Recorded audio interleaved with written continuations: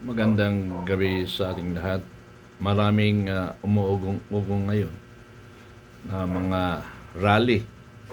May rally na naman ngayon na religious group na kung saan ay nagkakaisa na sinasabi nila white ribbon na mga malalaking religious group daw ito gaganapin sa 28. Pero maaaring hindi naabot sa 28. Pag nagkataon na si Senador Marcolita ay arestuhin, hindi na talaga abot sa 28. Dahil hindi papayag ang Iglesia ni Cristo na arestuhin ang kanilang miyembro na ang kanyang ginagawa lang ay patunayan o ipakita sa taong bayan na siya ay hindi bumibigo sa mga inaasam ng ating bayang Pilipino, kababayang Pilipino. Kaya lagi siyang nakamatyag, nakabantay sa pundo ng ating bayang Pilipinas. Kaya sabi niya, handa siyang magparesto. Handa siyang sumama sa arresting officer. Kung yun ang ninanais nila na ako ay o siya ay nag-violate ng batas. Pero alam naman natin mga kababayan, the way he speak, the way you showed his body language, alam natin si Senador Marcolita ay makatotohanang magsalita. Yung mga isyong lumalabas sa kanya, gawain niya ng administration. Pilit nilang sirain si Senador Marcolita para yung kanilang mga ginawang pagwawalang hiya sa taong bayan, harap-harapang ninanakawan ng taong bayan. Gusto nilang maglaho na lang. Gusto nilang mapagtakpan ang mga nangyari sa bansa na harap-harapang pagnanakaw sa kaban ng bayan. And this is the first time na nangyari sa ating bansa. And this will be put in the history that Marcos Sr. was already in the history. Now, another Marcos Jr. will be marked again with the history. Hindi yan makakaligtas. Ang akala ko, mga kababayan,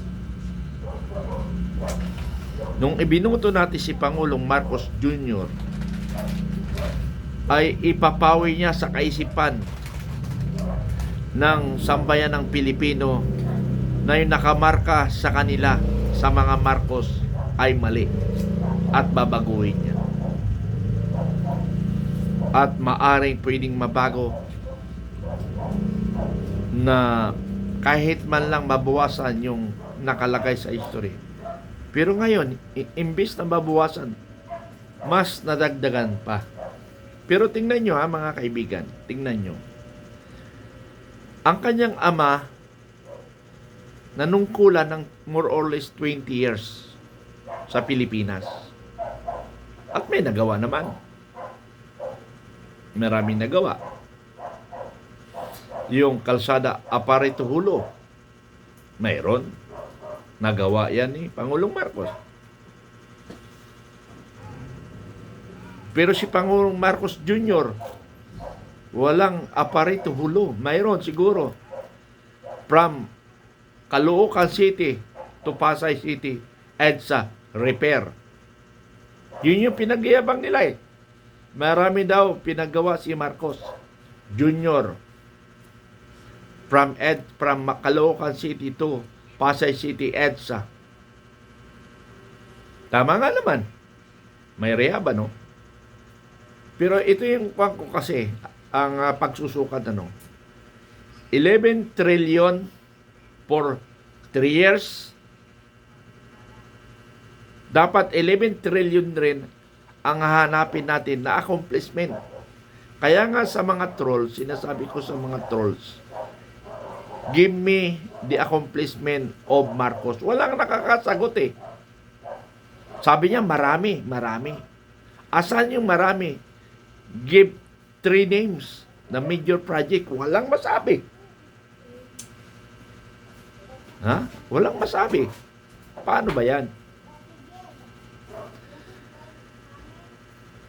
Kaya mga kababayan ko, panahon na magising tayo. Magising tayo sa katotohanan. Niluloko tayo harap-harapan. Ninanakawan tayo harap-harapan. Tapos mayroon pang mga abogado ng magnanakaw. Di ba kayo nahiya niyan? Halimbawa, katulad nitong yung 2022 Brave MUP. Huwag na natin soldier kasi may hindi sundalo dun eh. Pero mayroon na 10 na sa active, ano? Na sinasabi ni Valor, ni Colonel Kerubin. Ang akala kasi ni Colonel Kerubin, yung pagka-Valor niya ay mabibigyan ng merit. Yes, of course. Para yun sa military. But the civilian, hindi gano'n nila naintindihan yun eh. Sa MUP lang yun. Tapos magsasalita ka pa, Colonel Kerubin, sir. Hindi nakakaganda sa iyo yan. Para bang sinasabi mo na bayaran sila, ikaw ang bayaran, Colonel Kerubin. Maling-mali yung ginagawa mo. Nakakaya ka. Masabi ka pa naman, Valor, do not use the Valor on your personal interest, personal popularity. Maling-mali. Okay nga si General Magalong eh. Sinuportahan niya.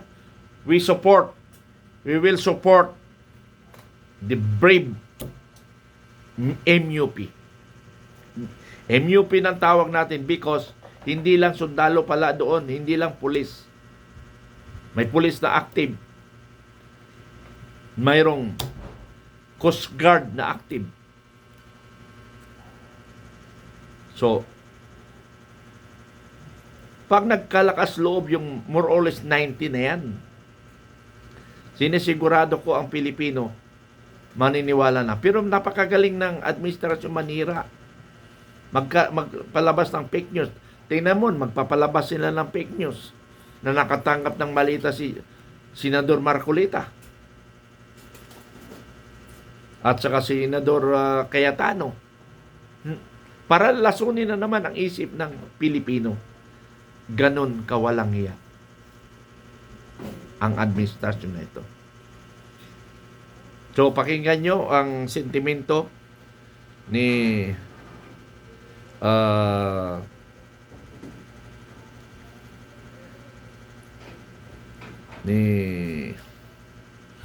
Senador Marcolita. Pakinggan nyo. Salamat pong lahat sa inyong mga nakikinig sa araw na ito. Pasensya na po kayo kung naging maramdamin po ang mga huling pahayag ni Jen Sabarjaga. Opo.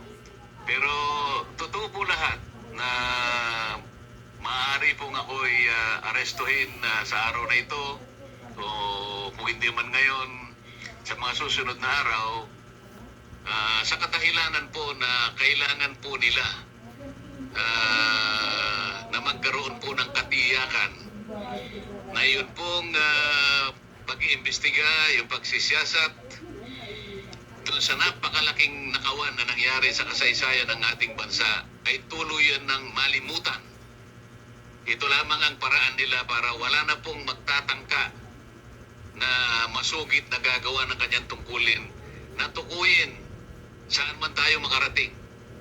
Tukuyin ang lahat ng mga taong nasa likod ng napakalaking nakawan na ito, sapagkat sila po ay nakagawa hindi lamang ng kataksilan sa bansa, kung hindi napakalaking kasalanan po sa inyo. Lahat po ng mga taong binoto ninyo na nasa likod po ng pagnanakaw na ito, sila po'y pinagtiwalaan ninyo. Inakala po ninyo na silang gagawa ng mabuti para sa inyo, sapagkat yun naman ang inaasahan ninyo na magiging kapalit ng pagtitiwala sa inyo, sa kanila. Ngunit, sa halip po ng pagtitiwalang yon, ay ninakawan po kayo. Harap-harapan po, kagaya ng sinasabi namin. Yan po ang kanilang gustong iwasan ngayon. Yung makilala sila ng lubusan at tuluyan. Kaya lahat po ay gagawin nila. Huwag po kayong mawawala ng loob. Alam ko po na ito'y pansamantala lang. Alam ko pong hindi magpapabaya ang Panginoon Diyos. Siya po ang gagawa ng paraan upang malutas po natin ang problemang hinaharap ng ating bansa. Pansamantala, dyan lang po kayo. Tibayan po ninyo ang inyong kalooban. Hindi po tayo matatalo sa ating ginagawang pakikipaglaban. Salamat po sa inyo.